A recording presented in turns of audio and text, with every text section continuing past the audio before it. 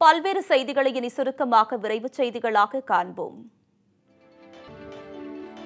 மதுரை மக்களவை தொகுதி அதிமுக வேட்பாளர் ராஜ் சத்தியனை ஆதரித்து திரைப்பட நடிகர் கார்த்திக், அமைச்சர் செல்லூர் ராஜு ஆகியோர் கீரைத்துறை பகுதியில் வாக்கு சேகரிப்பில் ஈடுபட்டனர். அப்போது பேசிய அமைச்சர், திமுக இந்த தேர்தலுடன் காணாமல் போய்விடும் என்றார்.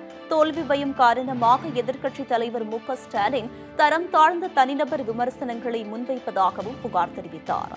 இந்த தேர்தலில் திமுக காணாமல் போய்விடும்.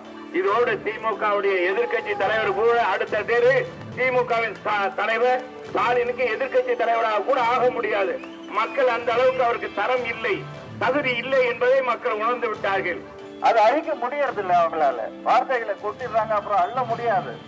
அதுவும் இந்த காலத்துல சயின்ஸ் இவ்வளவு டெவலப் ஆயிருக்கிற காலத்துல அதை பேரலா போட்டு வேற காட்டுறாங்க, இன்னும் மானத்தை வாங்குறாங்க. ஏன் பேசணும்? ஏன் தப்பு தப்பா பேசணும்? ஏன் தரம் தாழ்த்தி பேச வேண்டும்? உங்களுக்கு ஏன் இந்த வேலை? நீங்க என்ன செய்ய போறீங்கன்னு சொல்லுங்க. நீங்க என்ன செஞ்சிருக்கீங்கன்னு நாங்கெல்லாம் பார்த்திருக்கோம். அதனால நாங்க இங்க இருக்கோம். நம்ம என்ன செய்ய போறோம்னு நமக்கு தெரியும். அதனாலதான் நம்ம இங்க இருக்கோம். விழுப்புரம் மாவட்டம் ரிஷிவந்தியம் சட்டமன்ற தொகுதியில் தேசிய ஜனநாயக முற்போக்கு கூட்டணி கட்சி சார்பாக தேர்தல் அலுவலகம் திறக்கப்பட்டது. இதனை தேமுதிக விழுப்புரம் மாவட்ட செயலாளர் எல். வெங்கடேசன் திறந்து வைத்தார். இந்த நிகழ்ச்சியில் தேமுதிக ரிஷிவந்தியம் சட்டமன்ற பொறுப்பாளர் அண்ணாதுரை, தேமுதிக ஒன்றிய செயலாளர்கள் அஞ்சாமணி, சாமிதுரை, காமராஜ், கேப்டன் மன்ற துணை செயலாளர் கருணாகரன் மற்றும் கூட்டணி கட்சியினர் ஏராளமானோர் கலந்து கொண்டனர். கோவை மாவட்டம் வால்பாறை அடுத்த ஷேக்கல்முடி அருகே காட்டெருமை தாக்கி பெண் உட்பட கூலி தொழிலாளர்கள் 2 பேர் படுகாயமடைந்தனர்.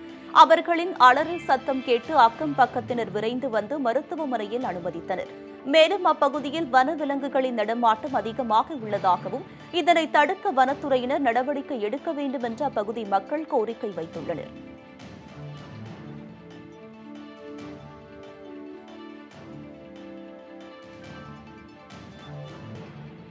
காஞ்சிபுரம் மற்றும் அதன் சுற்றுவட்டார பகுதிகளில் மக்களவை தொகுதி வேட்பாளர் மரகதம் குமரவேலை ஆதரித்து தேமுதிக நகர செயலாளர் சாட்சி சண்முக சுந்தரம் தலைமையில் பிரச்சாரம் நடைபெற்றது.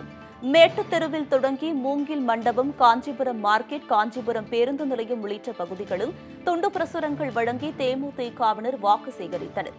செல்லும் வழியெங்கும் கட்சித் தொண்டர்கள், பொதுமக்கள் உள்ளிட்டோர் உற்சாக வரவேற்பு அளித்தனர்.